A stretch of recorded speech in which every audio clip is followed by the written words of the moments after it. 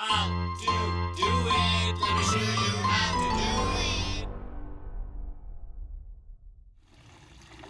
Hi guys, so in today's video I'm going to be talking about the water levels in your spa. So if your water level in the spa is dropping, I'll tell you what could be the symptoms, for that drop in the water. So here you can see in my spa the water level is fine, and the only reason it's fine right now is because my pump was on.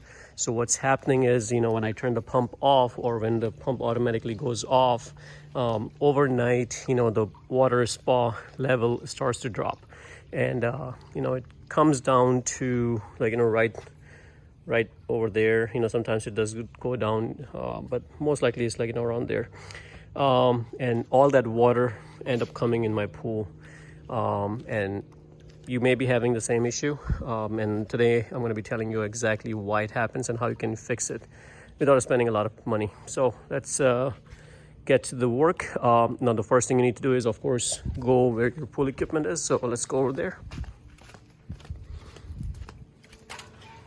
So this is my pool equipment, and most likely if you have a spa, you probably have a similar type of setup, if not exactly the same, but you will have this something like this, and this is kind of like a backflow valve, that prevents water getting back into the pool from the spa. And there is a kind of like a check valve, so this is exactly what's in there, this whole mechanism. And this, what happens over time is the seals over here, they go bad, and they end up leaking. So what we're going to be doing today is taking this whole piece off and replacing it with the new part, and let's get to work. And for you to do this, make sure your pump is off, so make sure the pump is not running, and you may want to turn the this water from here to off position, so there's when you remove it, you don't keep having water flowing from here. And now we're gonna go ahead and remove this, and we'll do it the way I normally do it, is kind of in the cross pattern. So let's get to work.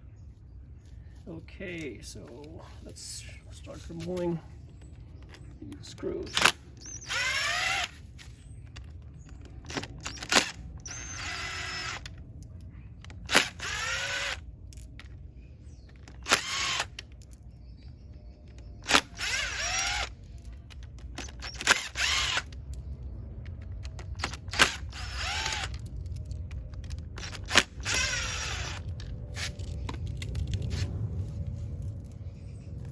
Okay, so let's see.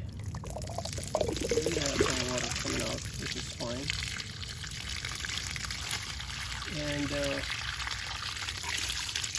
over here you can see I had something over here, so I wonder if this was the reason. I wonder if that was the reason for it not.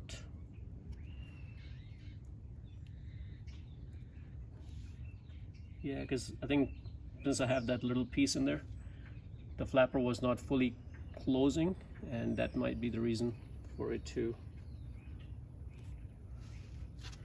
leak so bad.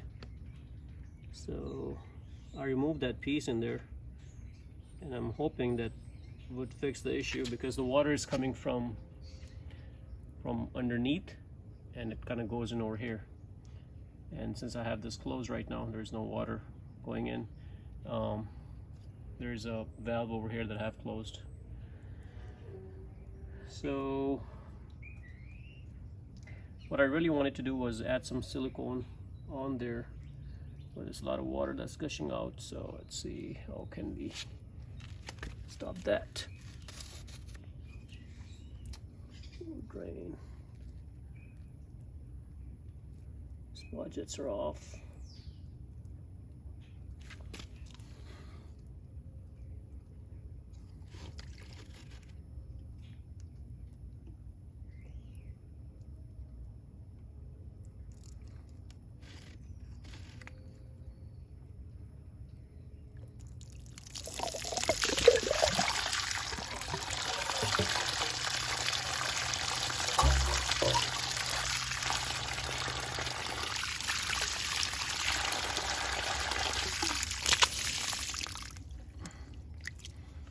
let me get some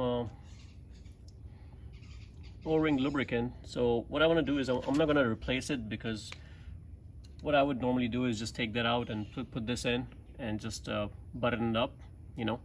Of course, one thing I would do is add some silicone all the way around. But since I found the culprit, you know, I found a little piece on this side causing that damage kind of thing. You know, I don't see any damage on the rubber piece, you know, so I'm suspecting that that thing was probably the one that's causing that issue. So since I cleaned it out, what I'm going to do is I'm going to apply this O-ring lubricant all around, and this is all waterproof seal. This helps increase that seal on the rubber, and it protects the rubber as well. So I'm gonna go ahead and remove it, let the water flow, and just do it real quick. Just gotta slow down already.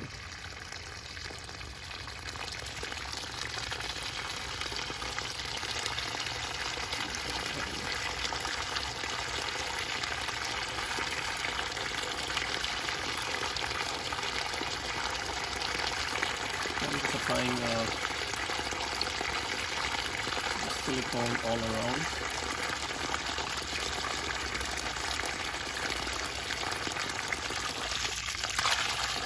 And just clean it up inside as well, since it's sealed inside.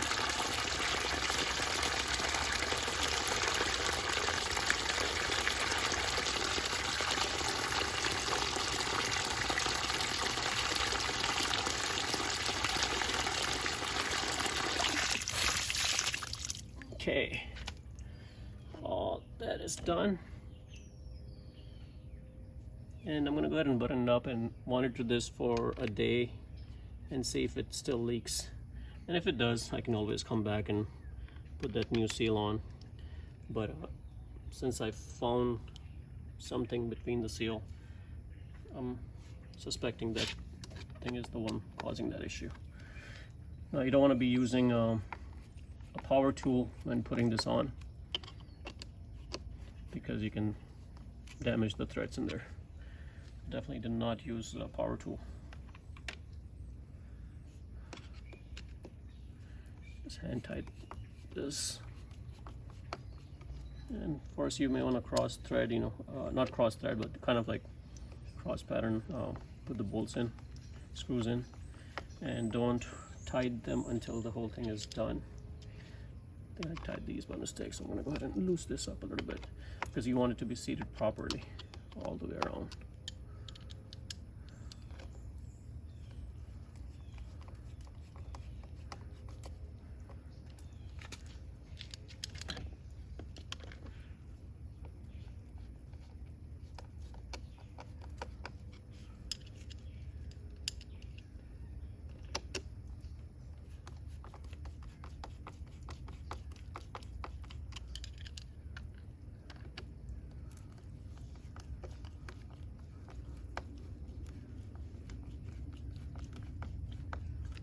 Okay, now I can go ahead and go in cross pattern and kind of tight all of them.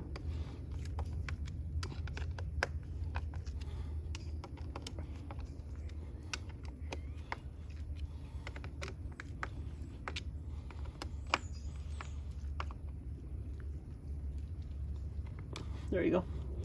So it's nice and tight. You may want to monitor it when you're running your pump and stuff, and even when it's off, you know, you should not see any water dropping. And that should fix your issue. So again, I didn't replace mine because of that piece I found in there, but if I were to replace a new one, all I would do is take that old one out, stick this new one in like this, make sure the rubber seals have silicone on them, and just kind of slap it in. That's how easy it is. So